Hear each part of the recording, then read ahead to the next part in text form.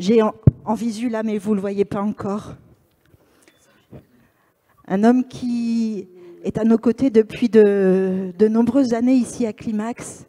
Je peux dire que c'est une figure qui nous inspire et qui nous fait la surprise d'être avec nous en visio aujourd'hui pour clôturer ce Climax Odyssée avant la cérémonie officielle de clôture du festival.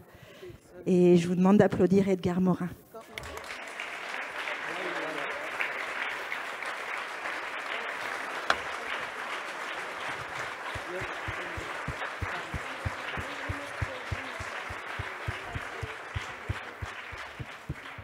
Bonjour Edgar. Bonjour, salut à tous. Écoutez, je vais vous faire une petite intervention assez courte parce que je n'ai pas beaucoup d'énergie. Voilà. Bon, l'eau, H2O, ça veut dire que la rencontre, l'association entre deux molécules, entre deux atomes, et un atome d'oxygène, donne quelque chose qui a des qualités incroyables qui ne sont ni celles de l'hydrogène, ni celles de l'oxygène.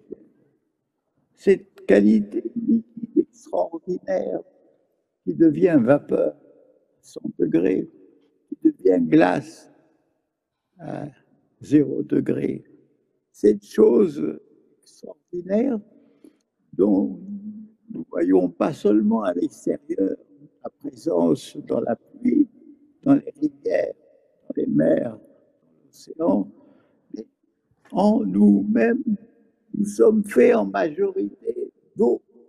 Nous autres vivants, que ce soit animaux ou végétaux, notre organisme est en grosse majorité constitué d'eau.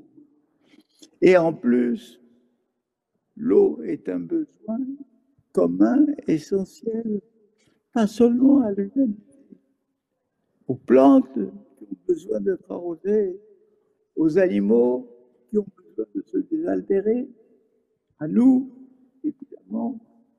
Et donc, l'eau est un bien commun à tous les vivants.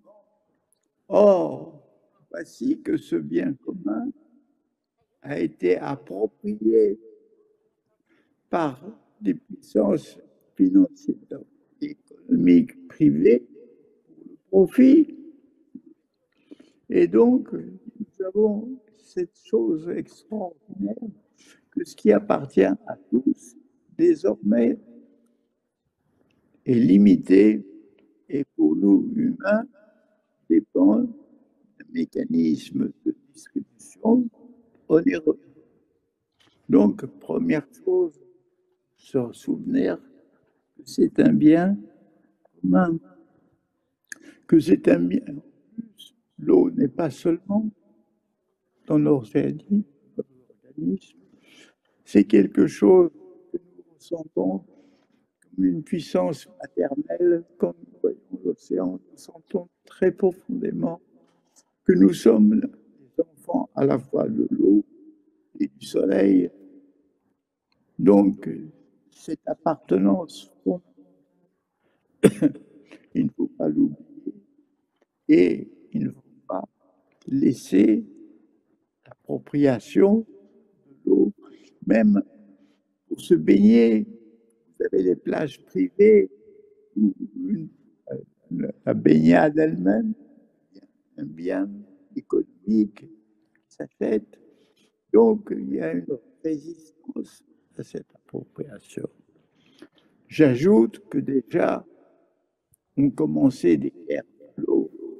Regardez le cas de Soudan, qui est disputé, qui est revendiqué. Israël peut s'occuper de l'eau et penser qu'avec le changement climatique, avec les sécheresses qui vont venir dans beaucoup de régions, sachez qu'à nouveau, les guerres auront pas seulement motif les céréales, etc. L'eau. Donc,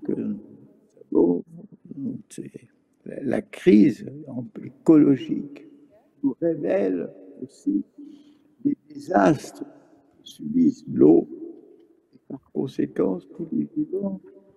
Déjà en 1969, plus de 50 ans, Ehrlich avait dans un article qui s'appelle « La mort de l'océan » prédit ce qui se passe maintenant, c'est-à-dire qu'à la fois les pollutions multiples provoquées par nos déchets, la surpêche, tout ceci est en train de stériliser les océans et par là même porter une atteinte à la fois à la nature et à nous-mêmes.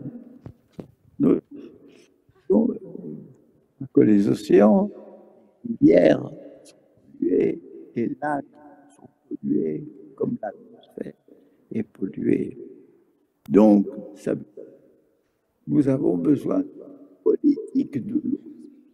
d'une politique de l'eau à la fois planétaire, européenne et nationale. Nous avons besoin de nouvelles règles repoussent l'appropriation de l'eau et restituent l'eau comme bien public. Nous avons besoin de politiques intensives de dépollution généralisée, la dépollution de l'eau. Et donc, c'est dans ce sens-là, je pense, pour réfléchir et qu'il faut s'engager. Je sais que le problème est énorme. Je sais les difficultés. D'ailleurs, vous savez, plus ça dure, plus l'inaction continue, plus la guerre en Ukraine est alimentée, plus les dégradations arrivent, plus les pollutions vont se répandre.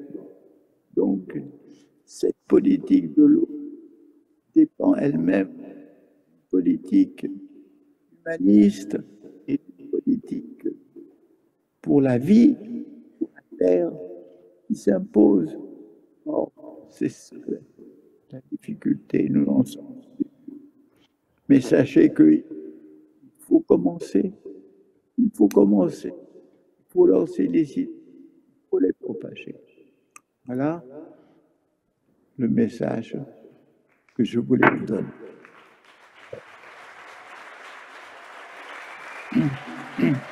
Merci.